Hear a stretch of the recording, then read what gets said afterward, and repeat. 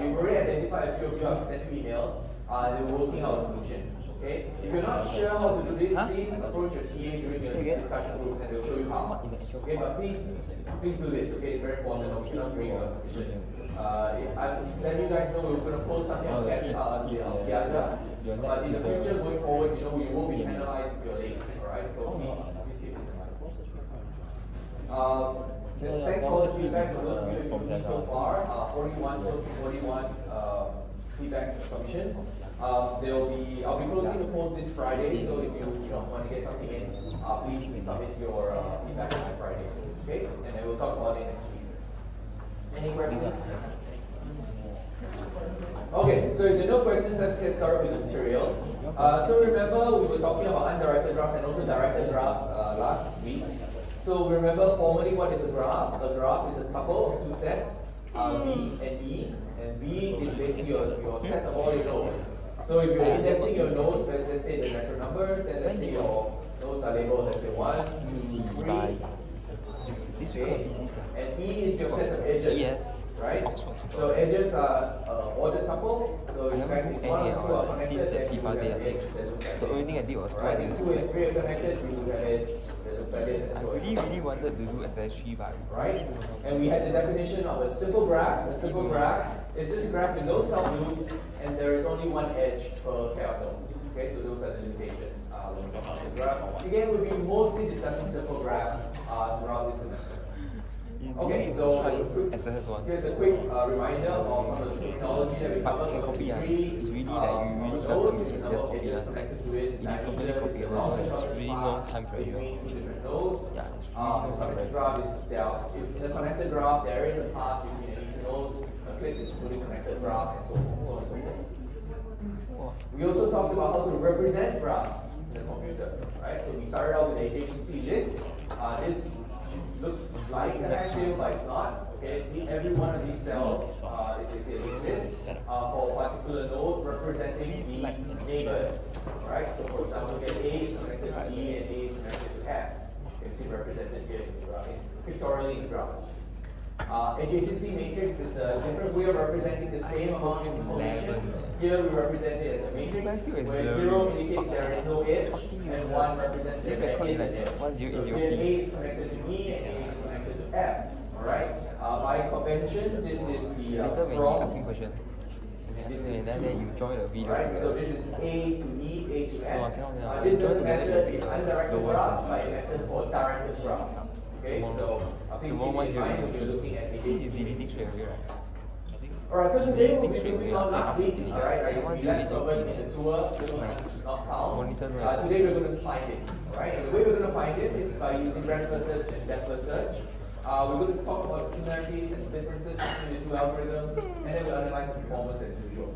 Finally, we end up with discussing topological sort. And we say these are breadth-first search, depth-first search, and topological sort practical algorithms. They are the foundation also for a lot of different kinds of algorithms you see, and then you will apply in real life. Okay. So remember, Herbert is lost in our sewer system. Alright, so we're going to model the sewer system as a large graph, and Herbert is in one of these nodes. Okay, and maybe we are over here, we're way over here, right? And we want to find Herbert. So how can we do this? So we're going to learn two basic techniques, alright? Breadth-first search and depth-first search. You understand why they're called breadth-first search and depth-first search later on. But the goal is that we start at some start vertex S, and we want to find some other vertex F, alright? Start somewhere, finish somewhere. Or we visit all the ground nodes in the ground, and then we say, oh, F doesn't exist in the ground. Okay, that's our goal for today. And we're going to assume for the rest of today's lecture that we're going to use adjacency lists. Okay, so we're not going to be using the adjacency matrices. So for all the computation complexity questions, they're basically on assuming adjacency lists. I really think it's really But you can work out for yourself how long it will take to replace that with the adjacency matrix. Okay, so let's start with breadth-first search, BFS.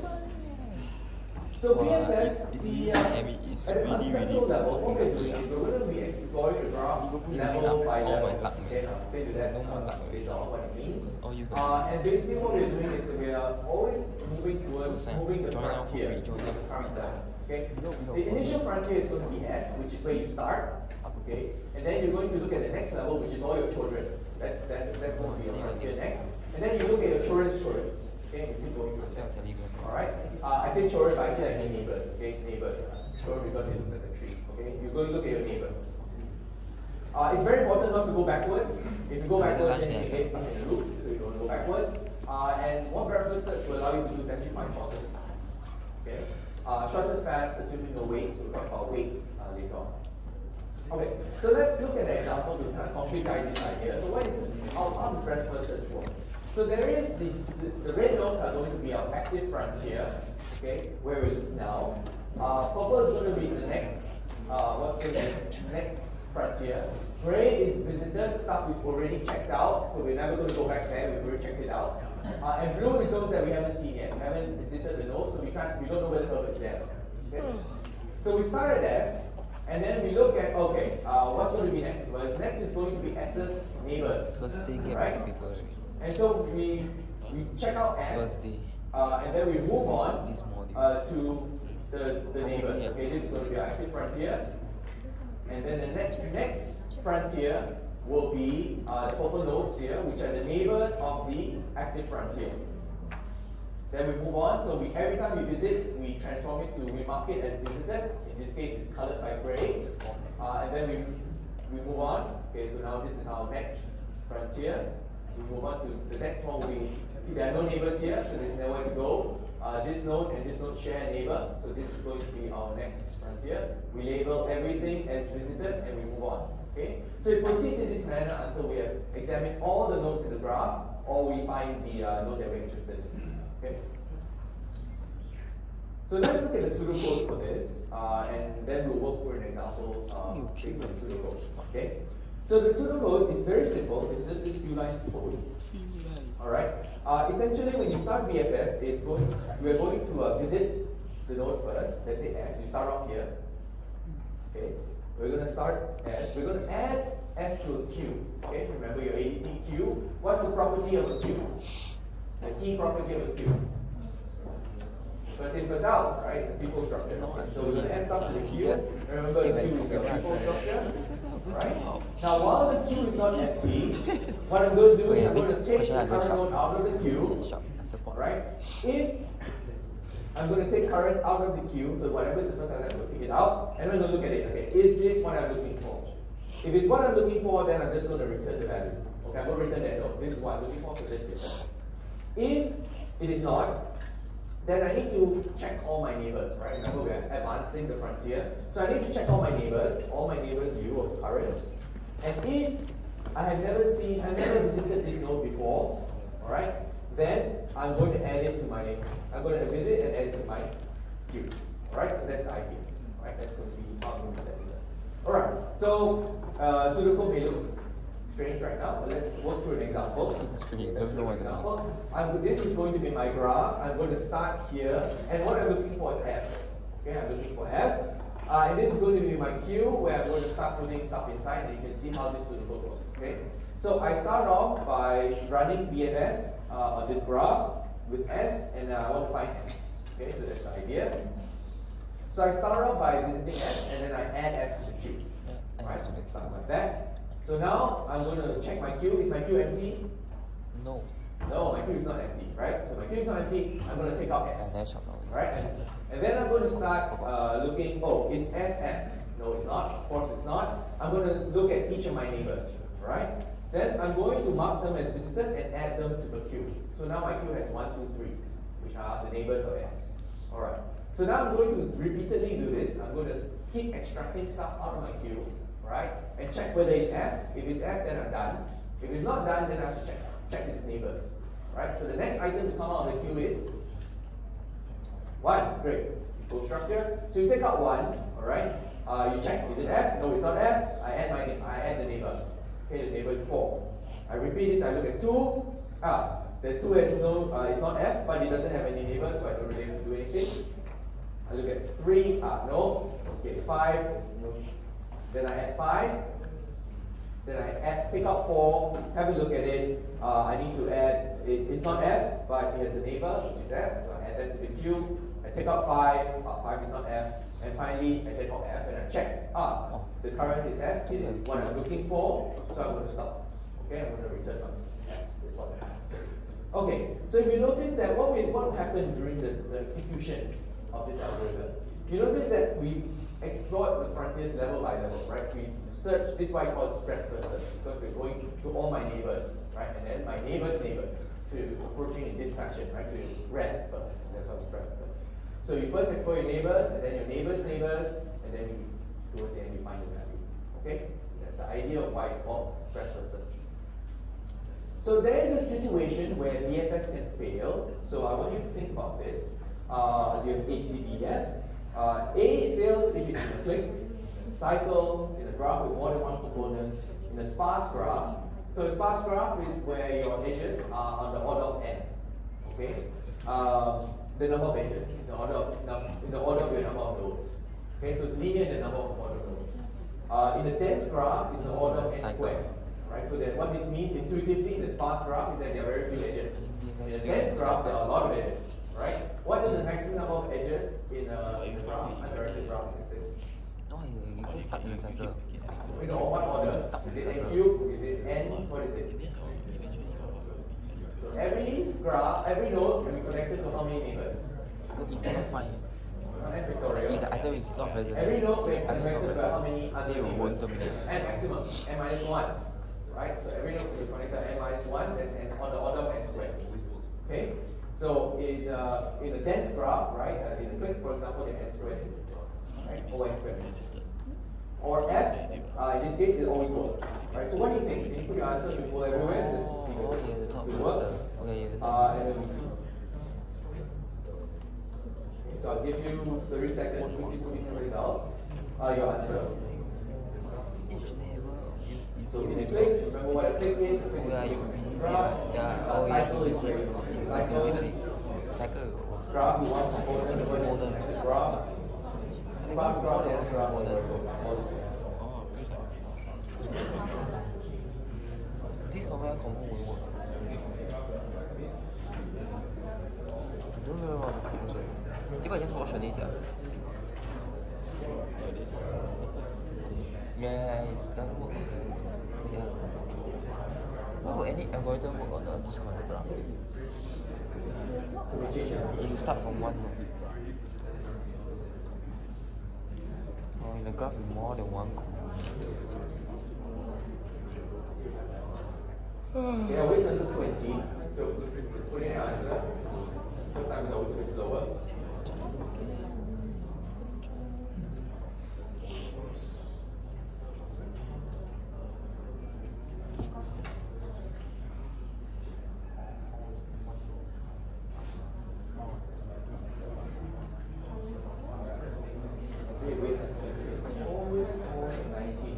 Okay, thank you. Alright, so there are 20 results in. Let's look at the answers.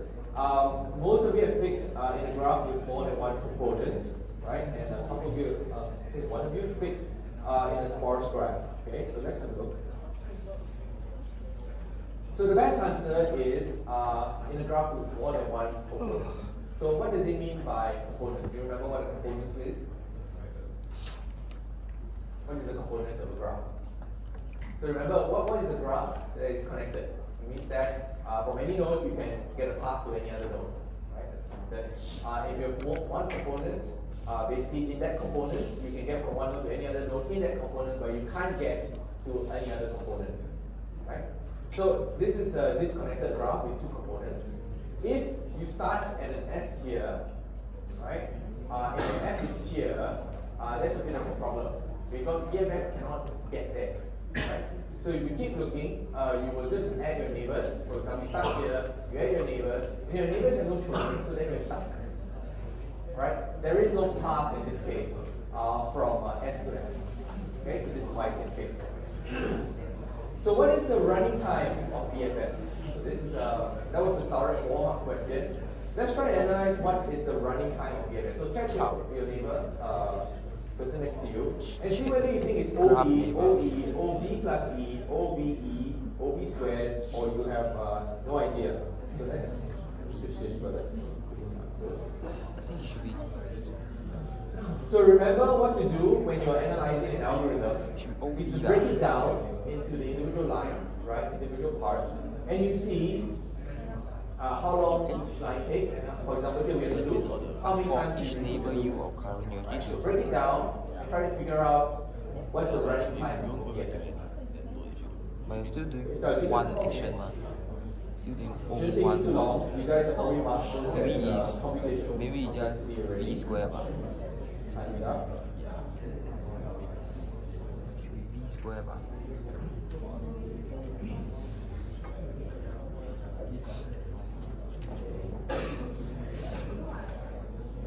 Oh wow.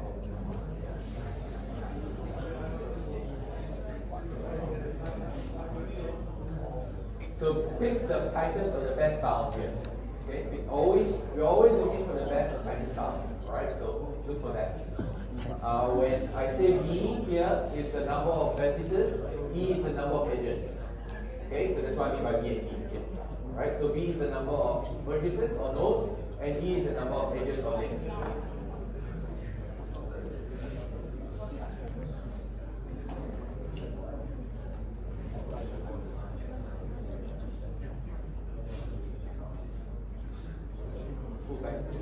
Algorithm, so that you can look at the algorithm. For each neighbor U. So take it step by step. It's not visited. Visit U.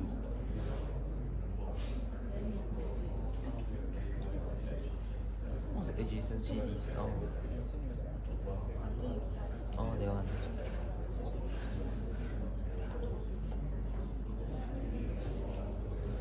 I think O square. Check if it's visited or not. About 30 odd seconds. It's always the fueling is wrong.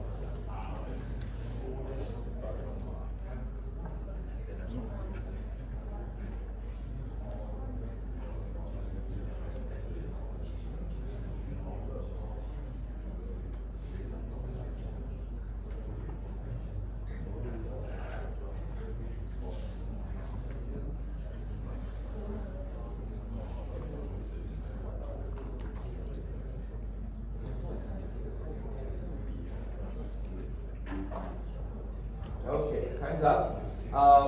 Let's have a look at answers. Alright, so what did you put in? A lot of people have put in OB on the order of the number of vertices.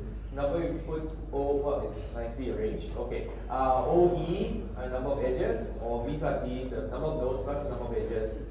There's a couple of OE there. Okay, so that's wrong. OBE, so you multiply the two together, or B squared. So let's have a look. Okay, so what is the answer? The right answer is B plus E. Okay, so it's not OB, it's B plus E. So why is it B plus E? So let's look at how the answer do it. In general, this idea, we add only each vertex only once, right? The vertex is only added once to the queue. Why is that? Why is the vertex only added once to the queue? Do we ever backtrack? Do we ever go to a vertex that we've already visited? We don't, right? You only visit once. Okay. So vertex is only added once to the queue. After that, you never add it again. And for each vertex that you add to the queue, what do you do for each vertex? You look at each of its neighbors. Right? That means that you're checking all the edges. Right? For each vertex, you look at all its neighbors. That's, if you sum that all up, that's going to be the number of edges in your graph. Right? So each vertex only added once. Each list of neighbors is enumerated only once because you only have one node. Each vertex once. That's going to be OB, right? Total. So the total is OB plus OE. So it's going to be. Okay, so that's going to be the order of EFS. Right? So does everyone get this? Is important, right? So we over here you see we add S. For every node, we are going to add that node if it's not visited. So every node is only added once. And for each node, right, we do this loop where we check each node, we get every neighbor. Right? So remember in your adjacency list, we have a list of your neighbors, right? For each neighbor. And when you look at all these, this is basically your edges in the graph, right? This part represents all the edges in your graph. Yes, correct. Okay? So we examine each one once. So that's why it's OB plus OBE, you get OB plus E. Okay. Yeah. So that's breadth first search. Let's look at depth first search, right? So depth first search is based on a similar but slightly different idea. The analogy is like exploring a maze. Okay. So you follow along the path until you get stuck, and then when you're stuck, you backtrack. Right? So remember, breadth first search, we're looking at all our children and then we're exploring all these paths like simultaneously, essentially. In breadth first search, we're going deep, right? Depth. So we go deep, so we just follow along some path until we get stuck, and then we backtrack until we see some path that we haven't taken before, and then we explore that path. So for example, let's say my policy through this maze on the right is to always go right. Let's say I always go right until I get stuck, and then I backtrack, and then I explore. Right? So I go straight in, I go right, go, stuck, maybe backtrack. Oops, there's a path I haven't explored. Let's go and look. Oh, stuck, backtrack. Go, right. Okay, I'll turn right. Let's say, oops, stuck, back, down again. Right, this is going to take a while. Back up, right, all the way up. Oh, stuck again. Back, down, up, and right. Right, oh, stuck again. Right, stuck again. Oh, one by side. Okay, so one by side. policy is very simple, right? It's one different. You see the idea, right? Instead of exploring all the paths simultaneously, you just go deep one by one path, alright? And you keep backtracking. Okay, so we follow along the path, we get stuck, we backtrack, and then we recursively explore it. We don't repeat the vertex, right? If you repeat a vertex, then you can keep going around in circles. Okay, so we don't want to do that, so let's not repeat the vertex. Okay, so let's look at how we show an example with breadth first search. Let's do an example here to build your intuition about depth first search. Alright, again, red is our active frontier, purple is where we're going to go next, gray is visited, blue is unvisited. So we start S, and then we go to, let's say we pick the neighbor here is shown in red, and then we go down, we see, this neighbor has, there's no children, so we go back, backtrack, go down, now we have two neighbors, let's go along one, keep going, and then backtrack, and then we finally finish all the nodes.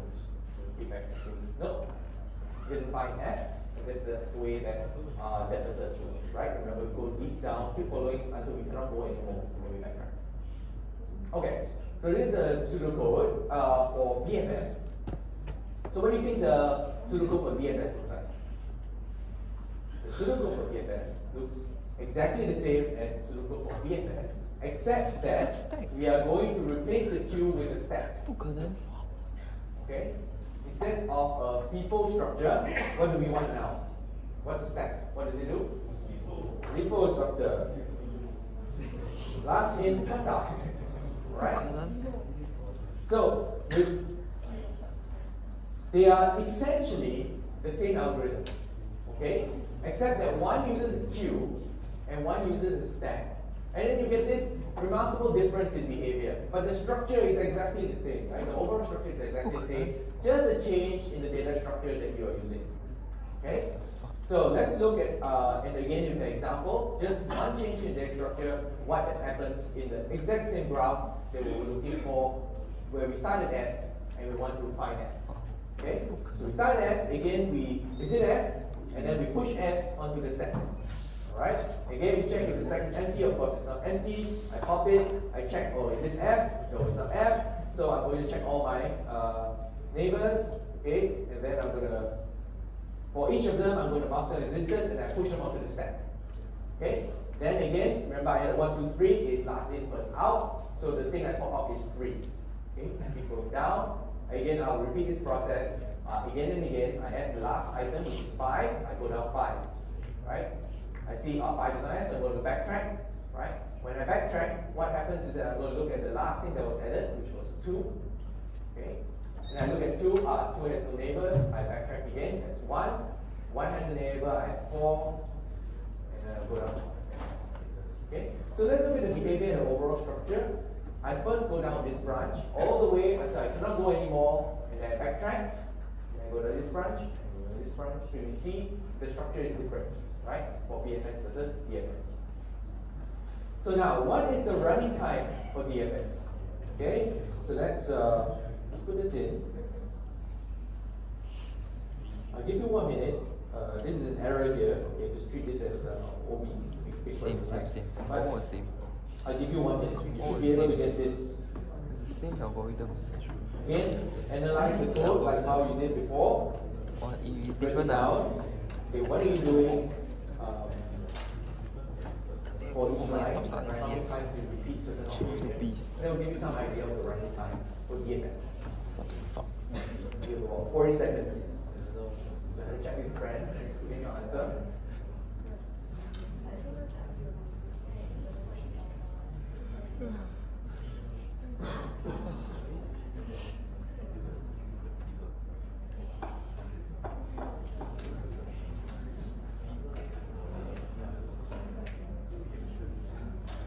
Okay, you have about 20 seconds.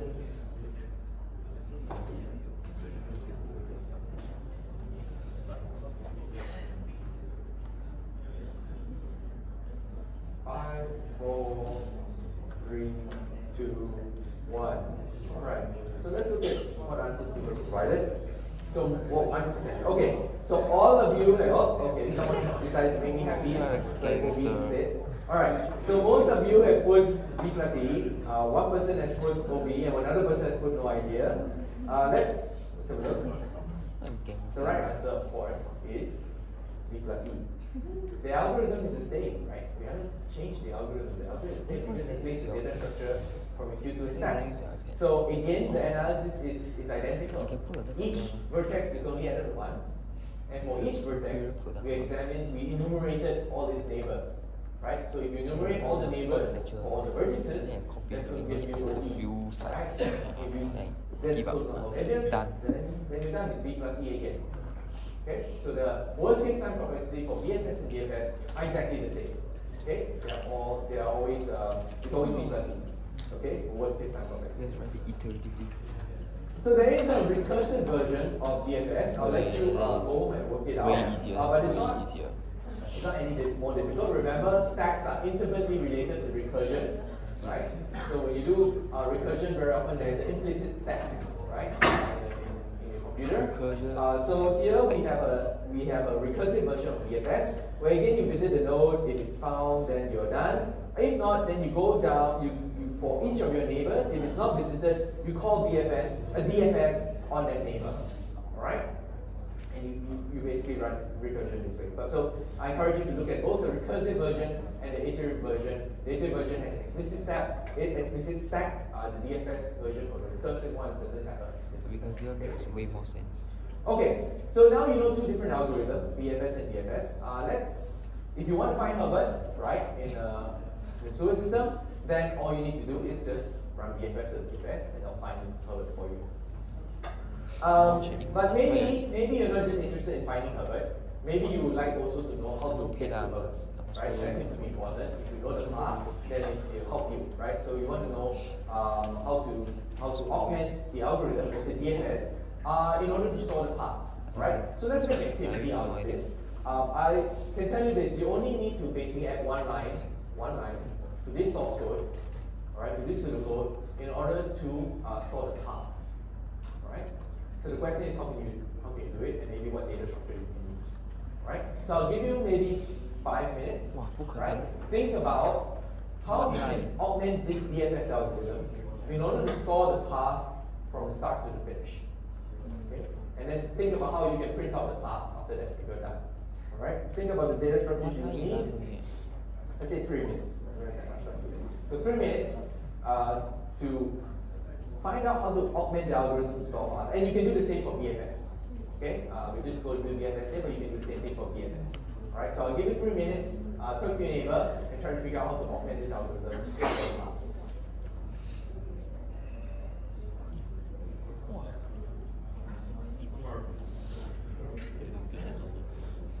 Step by step. Do they have step by step breakdown? You say DFS, right? Ciao.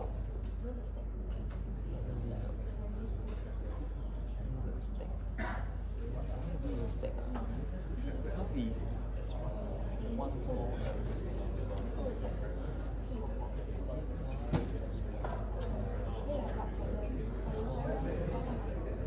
F. Okay, when the stack is size 1, add it to the path.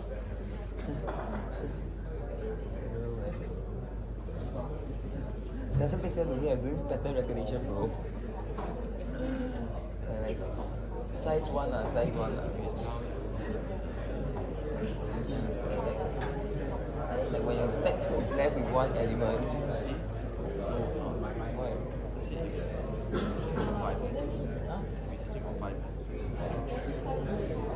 Then once you reach, once you pop 5, you're searching for 5, right? They just put Okay, you pop, okay, you add S, okay, S is inside, then that you pop S out, then after that you have 5, 3, so you move to 3, then after you move to 3, what happens? Okay, you have about a minute remaining, so try to think about when you visit a node, okay, what do you want to store in order to remember the path? So break it down step by step. Right? Maybe start out at the end. Like right? end to end, the finish point. But you don't want to add How do you 3, figure out where you're you finding came from? evidence at 3, but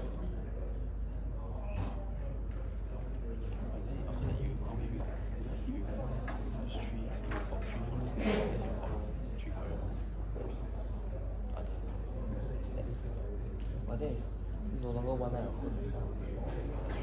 It becomes 2 lines of code.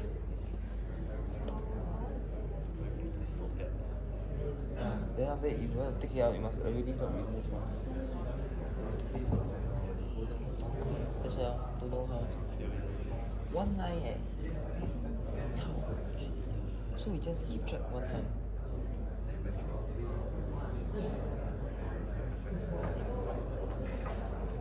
Stop the path, we must stop the path. Okay, time's up. Do we have a solution? Does anyone have a solution? Anybody? Brave soul? Any brave soul wants to give me a solution? There, brave soul, 5 points. Say again? Store the parent. Okay, how do I store the parent?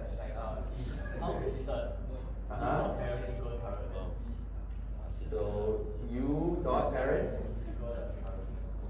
equals current. Very good. Very good. That's exactly right. Okay? So essentially what you want to do is to save your parent.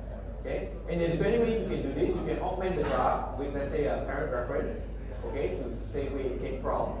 Okay? Or you can store it in, let's say, a hash table. Okay? Or if your nodes are labeled by their, let's say, natural numbers or 0 to, let's say, 100 or whatever it is, you can store it in an array as well. Okay? So what you're going to do is, whenever you visit a node, you're just going to record where you came from. And where you came from is given by current. Right? So when I explore current, I add my neighbors.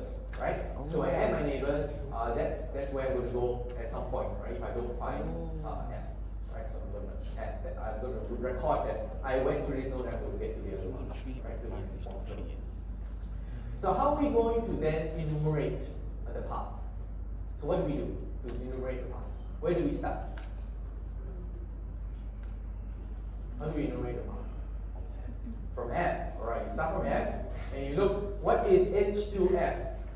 Right? And I say, okay, I know where I came from. I'm going to replace then U with where H to F was formerly. Right? I keep repeating this process until I get back to S. Right? So that's the idea. I'm first going to start at the finish point. Right? I'm going to look where I came from, and I'm going to keep repeating this process until I get back to my starting point, right? My starting node, right? And I'm going to put this wherever I get in this loop, I'm going to push that to the front of the node because I want it in order, right, from S to F, right? So push front just says I have a list. I start from F instead of putting it at the back, I'm going to put it in front, right? Because I want to go in order from S to F. Okay. So that's how you can quickly modify this algorithm in order to store the path and then enumerate it when you're done. That's reversing it. Okay, so next question. Which finds the shortest path in a simple connected graph? Is it going to DFS, DFS, both, neither, or do I don't know? So what do you think that is? Okay, let's have a look. So let's put it in quickly, right? Which do you think finds the shortest path in a connected graph? Do you think BFS will do it? Do you think DFS will do it? Do you think both can do it? Do you think neither will actually find the shortest path? Or do you think, no, actually I don't know. Okay, so let's quickly put your answers in. Let's do this quickly. Yes, and all. So 8 of you in, I'm trying to, let's wait till 20. Right, seeing at least 40 of you today, so let's wait till 20.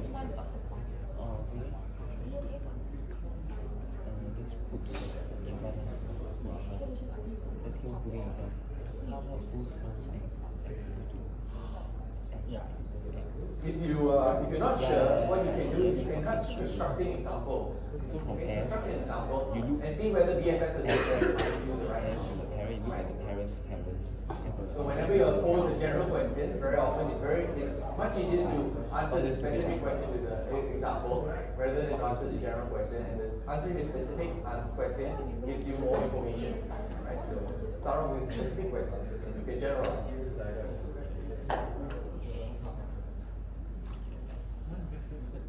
Wait to 20.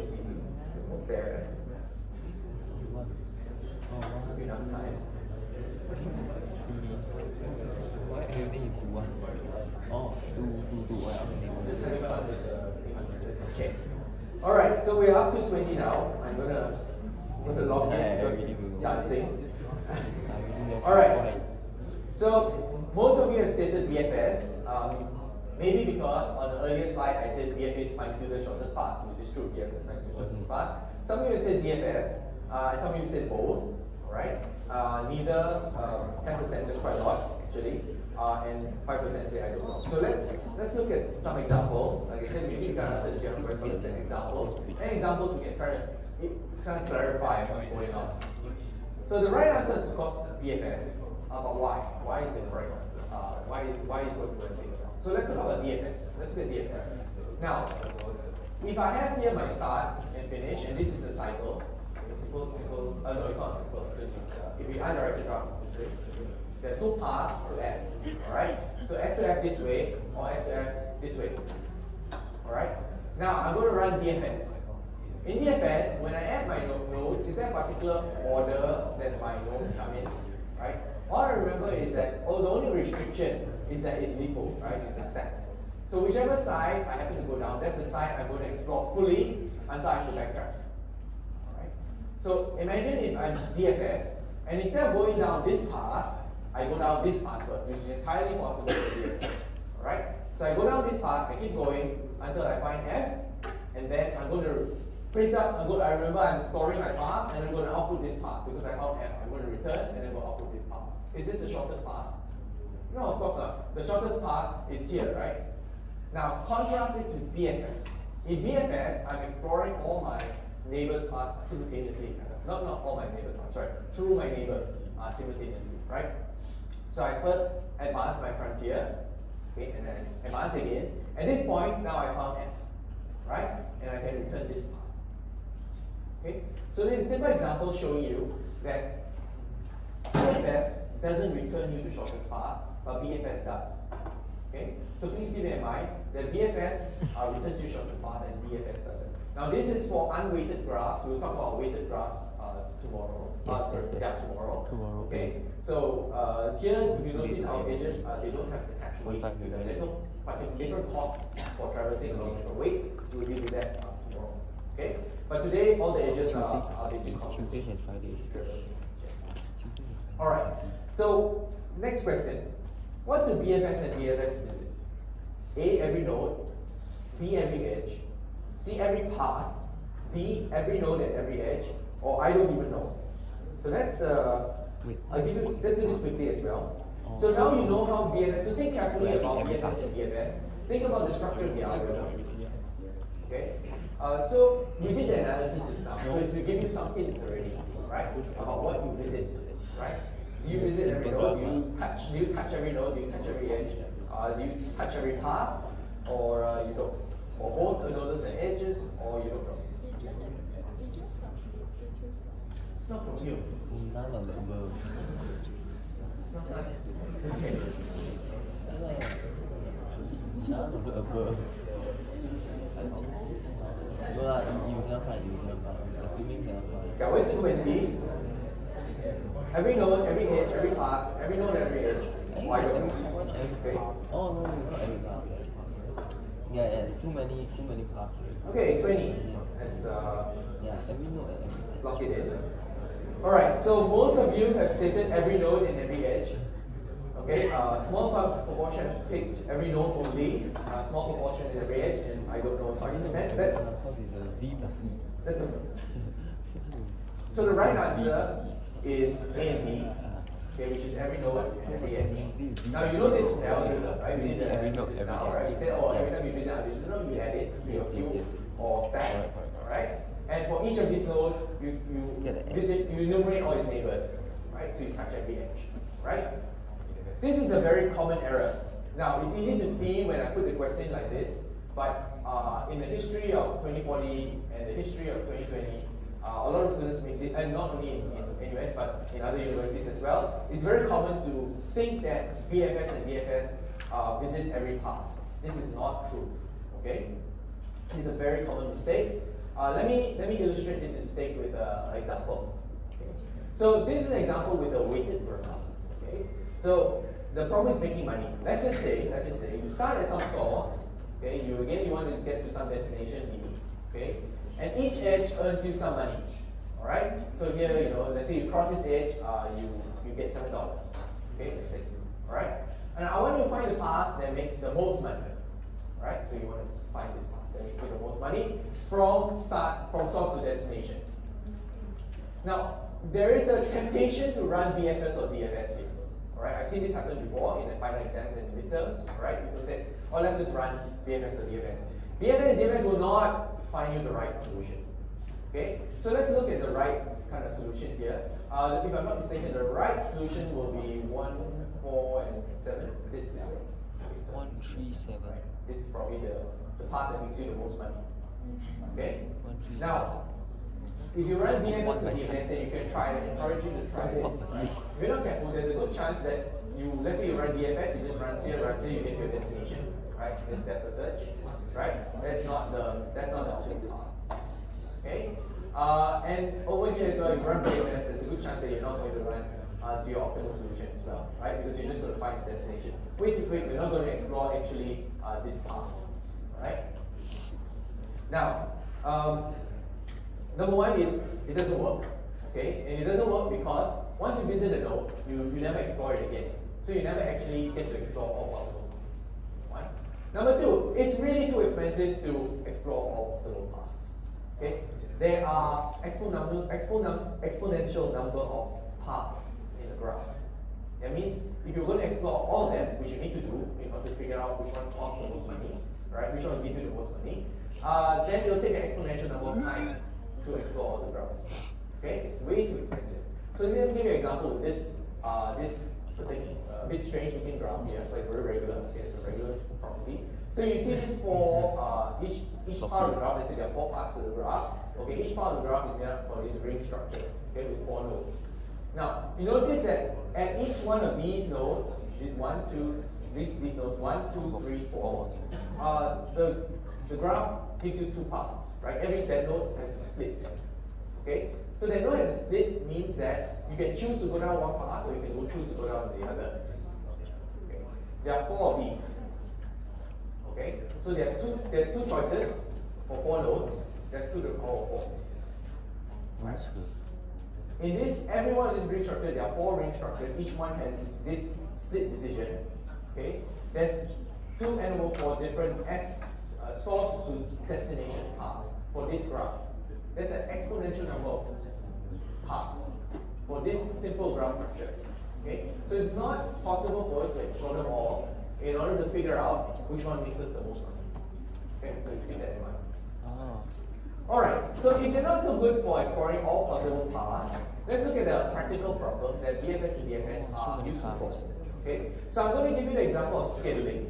Okay? So scheduling, you guys do scheduling all the time. should I take a shower now, or should I take a shower after I exercise and then take a shower, and so on and so forth. So this is an example for baking cookies. So these are some of the activities that you might do for baking cookies, like cookies. So you shop for groceries, you put cookies in the oven, clean the kitchen, beat eggs. These are some of the tasks, right, that you have for baking cookies. Now the tasks are not enough. Usually there's some precedence, right, to the tasks, right. So for example, I need to shop for groceries before I can beat the eggs. If I don't have the eggs, there's nothing to beat, right. So I need to shop for groceries just to get my eggs, and then I beat the eggs. I need to shop for groceries before I can measure the flour, for example, because if I don't have flour, I can't measure it. Right? I need to turn on the oven before putting the cookies in the oven. If not, I need to preheat the oven before I put the cookies. So there's some constraints here. These are constraints, right? So I want to schedule my task to obey these constraints. Now you think that baking cookies is kind of a simple example, but people do scheduling all the time. Scheduling is like, for example, you want to schedule classes. We have some constraints, put it inside. Or if you're doing computer science, you want to schedule jobs in a processor, right? Schedule work. You can also apply this, right? So let's look at this problem. You want to find a sequence of tasks that you should perform in order, right, to obey the constraints that we've set up. So this is an example. Let's say you have a robot, and the robot says, I need to do all these tasks, but I have some constraints that I can't beat eggs before I actually have eggs. So I want to schedule this in order so I can perform one task at a time. At the end, I have delicious cookies to eat. All right, so that's what I want. So this problem is called topological ordering. Okay, topological ordering is a way that I can order my tasks, right, in linear fashion, right, such that that edges only point forward. Okay, I'm not allowed my edges to point backwards, right? Because I need to satisfy whatever task I need to do before moving to the next one, right? The constraints first, then I can move on to the next task. All right. So here's a quick question: does every directed graph have a topological ordering? Right. So let's do this by hand. Right? Does every graph have a topological ordering? So how many people think yes, every graph has a topological ordering? Yes. No.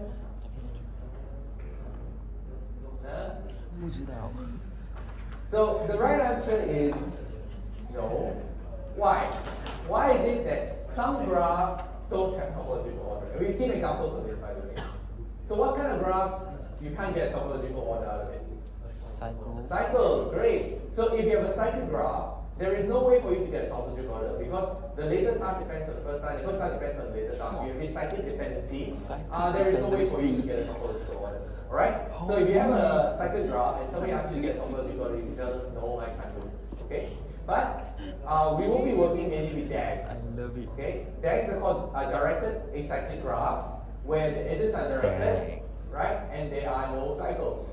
Right? This is cycle that we see in the first one. This is not a cyclic graph because all the edges are point forward. Okay, so acyclic graphs are fine. So we're going to work with DAG.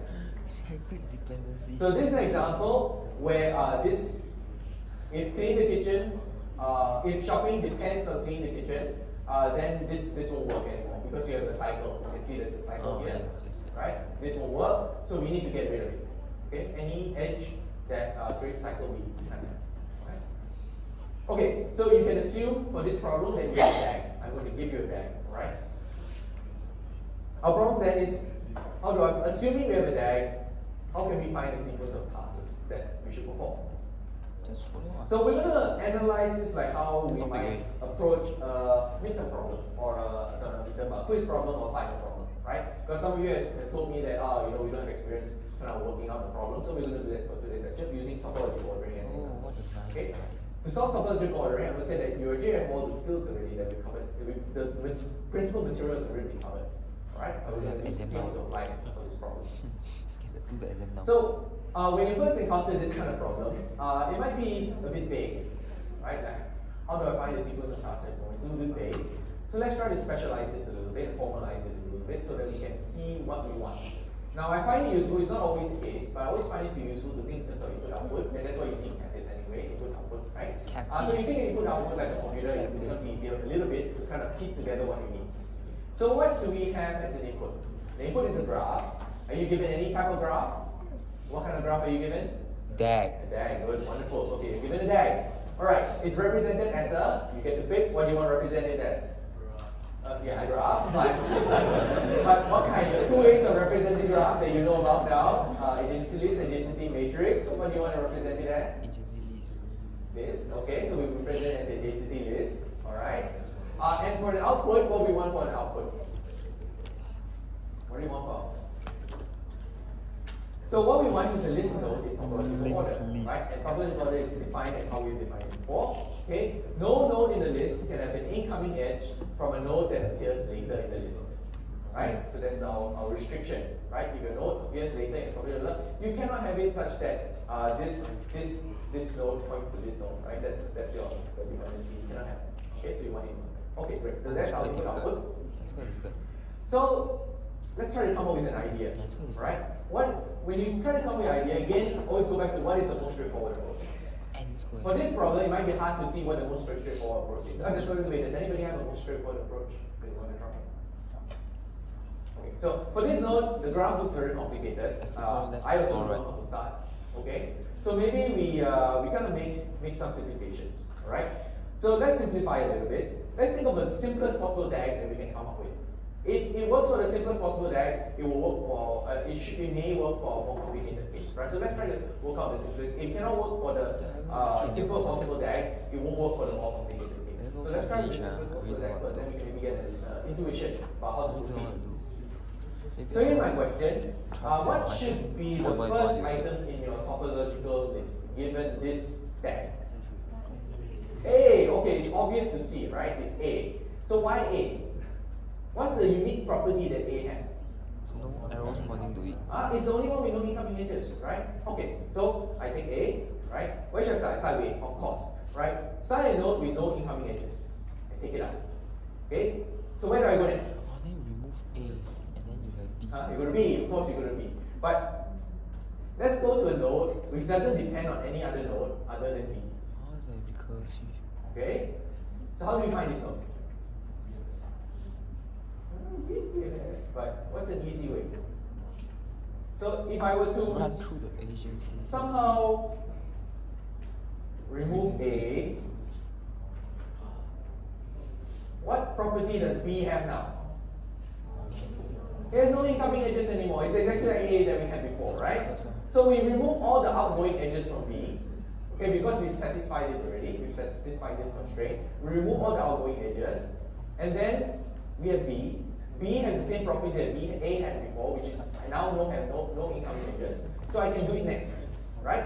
So I just repeat this process again and again until I get my topological order. Okay, so this is my very simple graph, right? But the idea, you think to yourself, should work for the more complicated graph as well, as long as it's a DAG, right? As long as it's a DAG. So I start at any node with no incoming edges. I'm going to add it to my list. And then I'm going to remove B and all its outgoing edges. And I'm going to repeat this process. Okay, I'm going to repeat the process, and this will give me my topological order. So I start off with a node with no incoming edges, and that's, let's say, shop here. Okay, so I add shop, I remove all its edges. Now I can either add beat eggs or measure flour. So let's say I take measure flour, so that's sugar. Then I do beat eggs. Then I do, let's say, mix flour, sugar, and eggs. Then now I'm left with quite a number of. I'm left with two options: clean kitchen or turn on the oven. Let's say I do clean kitchen first. I turn on the oven, and then now I have cookies in the oven. Set the timer, pick up cookies. Okay, so that's going to be my topological order using this very simple idea of just taking out the node, removing the edges, and repeating the process. So this is pseudocode. Okay, you can work through it. I'm not going to go through class, but you can work through it. It's very simple, very straightforward. Okay, the key idea is here that while S is not empty, I'm going to remove it, add it here, and then for each of its neighbors, I'm going to remove the edge. And if U has no other incoming edges, I'm going to add it to my data structure. Okay, to my data. So this, what is the time complexity for this? Assuming AJCC list. Vertex square. Okay, somebody said. So what is it? So what? V square. I'm going to add all nodes with no incoming edges to S. While S is not empty, I'm going to remove the node. And for each of the neighbors, I'm going to add it, check whether I'm going to remove the edge. And if no coming edges, I'm going to add it to does this look like? Does it look familiar a little bit? Then I add a node, and then I check all its neighbors, and then if I, if it satisfies some property, then I add it to my data structure, and I check the data structure again. If it's not empty, take out the next one. Does it look familiar? Right? Yeah.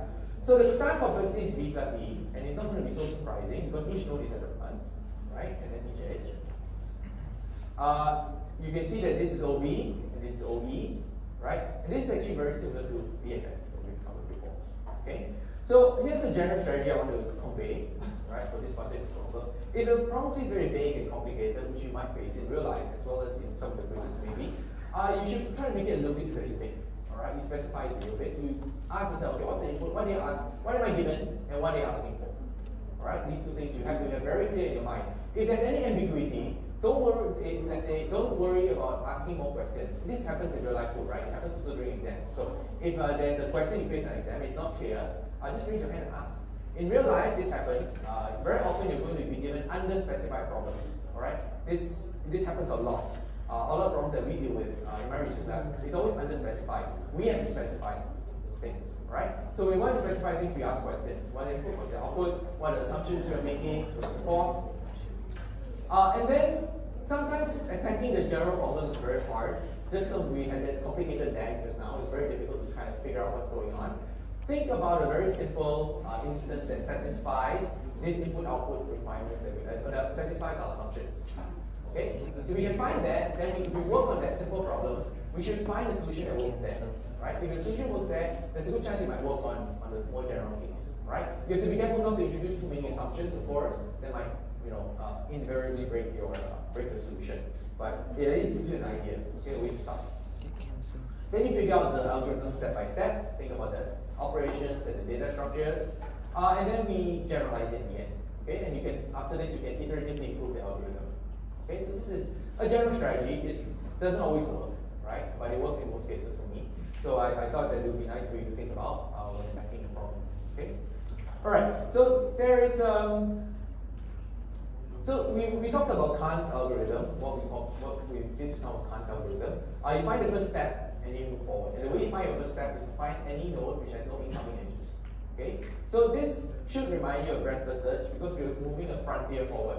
And the frontier are all the nodes that have no incoming edges. Okay? That's the frontier. So you might think, I've tried PFS. Maybe there's a solution that uses DFS. Okay? And it turns out there is. Right? There is a solution that uses DFS. Okay. So the idea is that we want to process a node when it is last visited.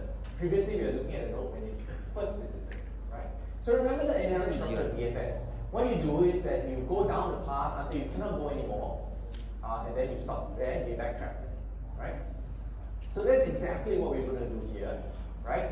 We're going to create a list, and while there are any unvisited nodes, we're just going to pick one of the unvisited nodes, and then we're going to do DFS on that node, right? We're going to go all the way to the end, right? So basically, if we visited, we don't visit it again, keep that property. And then for each of the node, we do DFS. This is the recursive function of the recursive version of DFS. All right. So basically, we're just going down deep, all right, into the path. And every time we visit, we call B. Once we're done, we call B, and then we push L to the front, right? So pseudo code is always vague, right? Not vague, sorry, it's precise, but it's hard to kind of understand or piece together what's going on. So we look at that example. But quickly, how can we check if there are unvisited nodes or select unvisited nodes in general? What's a quick way? If you want to check if there are visited nodes or select unvisited nodes, what's the data structure you can use? Hashtag, right? So you can use hash table or hashtag, or use a list, right? But list is slow, but you can use hash table or hashtag. Okay. All right. So let's give an example of this DFS algorithm in running. Okay, so that we can get a good idea what's going on. So let's just say we start with measure flour or sugar. Okay, so we run DFS. So DFS is going to go down one particular path. All right, so let's say it went down this path. Down to take cookies, take out cookies. All right. So take out cookies is the last thing that we see. All right. Nothing else nothing else flows from there. Okay. So we can end with that. Right. We go the last item first. So we do take out cookies. Then you backtrack. Okay. When you backtrack, Then you explore this set timer. There's nowhere else to go, so you put set timer. Then you backtrack again. Cookies in oven, right? Then you backtrack again to here, right? So you came from here, right? So you backtrack and you go down the path which you haven't explored yet, right? So cookies in oven, you backtrack to mix flour, sugar, and eggs, right?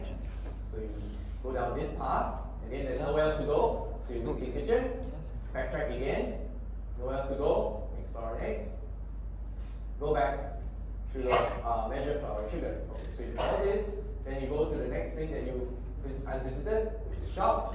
Okay, you go to DFS. You already visited these, so you don't visit them. You just go to edX, and then you add it, backtrack, shop, and then finally you turn on. Okay, so it's an example of DFS version of this algorithm. Okay, so what is the time complexity of this algorithm? Same. Any guesses what the time complexity is? What's the time complexity for this algorithm? Any guesses? Again, it's like DFS. So it's B plus E.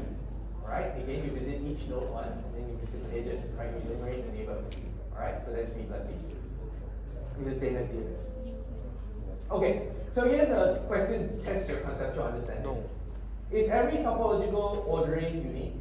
Do you think that every topological order, there's only one recipe for a given tag? Right? Is that just one topological ordering? Or can you get multiple topological orderings for a particular tag? So many people think yes, there's only just one that you get. You run the Kant or the DMS algorithm and you just get that ordering. We know you can't, there's going to be quite a number of different kind of orderings. And I have no idea. Okay, so most of you have said no, and that's right. It's not unique, right? It's not unique. In fact, when you see here, you can actually swap these two, and it won't make a difference. Okay, you still obey the topological ordering. Those two are valid topological orderings. You can also swap these two, okay, and it'll still remain a valid topological order. So there's not just one topological order for a given tag. There can be multiple, right? So there's not one unique answer. Okay, so today we've talked about breadth first search and depth first search. Right? We talked about similarity and differences. So what's the key similarity and difference between breadth first search and depth first search? So from an implementation perspective, what's the difference? Stack queue. What's the only difference actually in the pseudocode? Stack and queue, right? One user stack, one user queue. In terms of behavior, what's the key difference? Breadth first search explores what? The breadth first, right? It explores the frontier, it moves the frontier forward, right? Versus depth first search, which is just, you're very focused, you just go down one path, and then you cannot go anymore, then you backtrack. Alright? So that's the difference between the two, behaviorally. We also talk about performance. What is the performance of BFS and DFS? B plus E, and they are exactly the same, B plus E, okay? And then we looked at how we can use BFS and DFS as a fundamental building block for something like topological sorting. Okay? Alright, so today we talked about this. Okay, step by step, we talked about that already. And if any questions, I'll be down here. If not, then we will break for today. We'll actually finish early, surprisingly. What a happy day. What a happy day. Say cheese.